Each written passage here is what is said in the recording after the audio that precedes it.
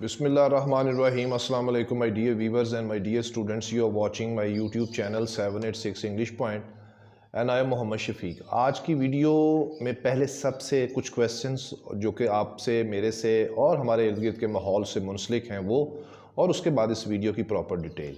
आए अब हम आज का पहला क्वेश्चन स्टार्ट करते हैं। सबसे पहला क्वेश्चन ये है कि एक वक़्त था जब नमरूद का दौर था, फिर एक वक़्त आया जब फ़िरौन का दौर था, और आज के दौर में सब के सब मौजूद हैं, हमारे दाएं बाएं ही मौजूद हैं। उनको देखें गौर से तो पता चलता है कि हाँ, ये उसी की नस्ल और उसी के खून के पैरोकार हैं जो हमारे आगे पीछे चल फिर रहे हैं। सवाल नंबर काफ़ी तकलीफ़ हैं, गौर से सुनिएगा। सबसे पहला सवाल है कि क्या माँ हर तरह की हद अबूर कर सकती है? ये कैसे मुमकिन है? दूसरा सवाल है कि क्या एक माँ बेटी को किसी गैर महरम के आगे पेश कर सकती है? ये कैसे मुमकिन है? और क्या एक माँ ऐसा कर कैसे सकती है? एक बेटी माँ की इस तरह की बात, किसी गैर महरम के आगे पेश होने वाली, मान कैसे सकती है? क्या ख्वाहिशात औरत को अंधा कर देती हैं? क्यों कर देती हैं? ये भी एक सवाल है। झूठ बिकता है, धोखे के ख़रीदार बेपनाह हैं, क्यों? बदनुमानी आम है, क्यों?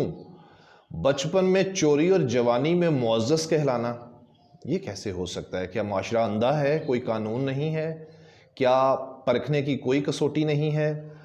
माँ से किया वादा क्या इतनी आसानी से तोड़ा जा सकता है जितनी आसानी से आज की वीडियो में मैं डिस्कस करूँगा कि आज का हीरो अपनी माँ से किया हुआ वादा तोड़ता है? ख्वाहिश है कि पूरी होने पे नहीं आती, क्यों?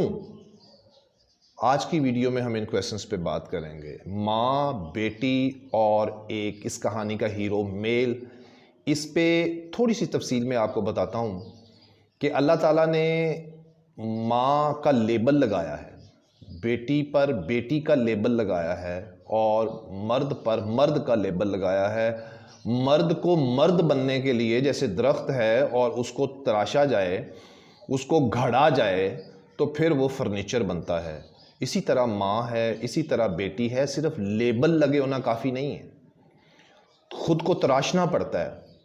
तराशा किससे जाता है? सब्र से, बर्दाश्त से, दूसरों को इज़्ज़त दे के, दूसरों से नरमी से बात करके, अखलाक का दामन थाम के, इन चीज़ों के साथ हम खुद को तराशते हैं, और फिर हम माँ, बेटी और एक मर्द होने की हैसियत, रुतबा हासिल करते हैं, और असल में माँ, बेटी और मर्द कहलाते हैं।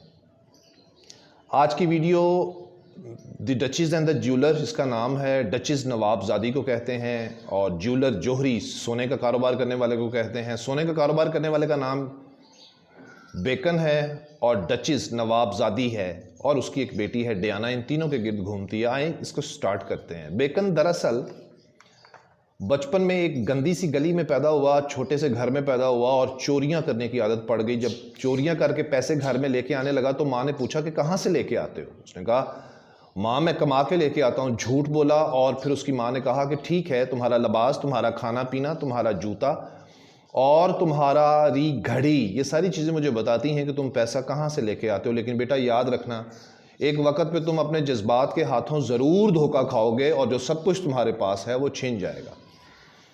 उसने अपनी माँ से वादा किया कि माँ मैं तुम्हें इस दुनिया का सबसे अमीर शख्स बन के दिखाऊंगा। ये उसने वादा किया। उसकी माँ ने कहा चलो देखते हैं। माँ का इंतकाल हो गया, चोरियाँ जारी रहीं। जवानी में उसने बहुत सा सोना चोरी करके बहुत सी औरतों से, जो कि बागात में या दाएं बाएं कहीं अपना बैग रखती थी, तो चोरी कर लेता था। अमीर लोगों के कुत्ते चुरा के दूसरे लोगों को बेचता था। इसी तरह और बहुत सी चीज़ें। और आहिस्ता आहिस्ता उसने इंग्लैंड की ज्वेलर मार्केट में सबसे बड़ी सोने की दुकान बनाई और हीरे जवाहरात की दुकान बनाई, और उसकी ख्वाहिश अभी भी पूरी ना हुई। जब वो बाज़ार से गुजरता था तो तमाम जौहरियों की दुकान से सूंघता हुआ जाता था कि क्या किसी के पास कोई नायाब चीज़ आई है। इतना मशहूर ज्वेलर हो गया। ये थी उसकी एक कहानी, जो कि इस वक्त वो पूरे आबोताब के साथ फ़ख्र, तकब्बर, गुरूर, माल, दौलत, ख्वाहिश के साथ राज कर रहा है। फिर आ जाती है डचेस। डचेस जुआ खेलती है, शराब पीती है, झूठ बोलती है, और अपनी बेटी को एक गैर महरम के आगे पेश करती है, जो कि इंतहाई काबिल अफसोस है, जो कि शुरू के सवालों में भी बात हुई। डचेस जुआ खेलते हुए जो हार जाती है तो अपने शोहर के हीरे चोरी करके अपनी बेटी को साथ लेके इस मशहूर तरीन ज्वेलर बेकन के पास आती है और उसे कहती है कि मैं हीरे बेचना चाहती हूँ। वो उसके हीरे लेके चेक करना चाहता है तो उसकी बेटी वर्गलाती है उसको, उसके पास जाती है, उसके बालों से खेलना शुरू कर देती है और उससे मीठी मीठी बातें करती है, जिससे बेकन जो है वो उसके साथ मोहब्बत का शिकार हो जाता है और इसी जज्बात की लौ में बह के वो चेक लिखता है उस हीरो की कीमत का और उस डचिस को दे देता है। वो चेक लेती है और चली जाती है। फिर कुछ अरसे के बाद वो दोबारा आती है और उसको फिर वही हीरे बेचने की कोशिश करती है। तो बेकन को इस चीज़ का मालूम है कि ये मुझे पहले भी धोखा दे चुकी है, तो वो हीरे चेक करने लगता है। तो कहती है कि मेरी बेटी तुम्हें बहुत मिस करती है और हमारे यहाँ नेक्स्ट वीकेंड पे एक बहुत बड़ी पार्टी है जिसमें प्राइम मिनिस्टर, प्रेसिडेंट और बहुत शाही किस्म के लोग आएंगे। बेकन को ये भी शौक था कि अमीर लोगों के साथ उसके ताल्लुकात बने। खैर वो इस वर्गलाने में आ जाता है और बग़ैर हीरे चेक किए हुए एक मरतबा फिर चेक लिखता है और लिख के उसके हाथ में देता है और वो निकल जाती है। जाते हुए ये कहती है कि मेरी बेटी तुम्हें बड़ा मिस करेगी अगर तुम इस पार्टी में ना आए, क्योंकि वो जंगल में तुम्हारे साथ अकेली घुड़सवारी भी करना चाहती है। माँ ऐसा भी कहती है, इंतहाई अफसोस की बात।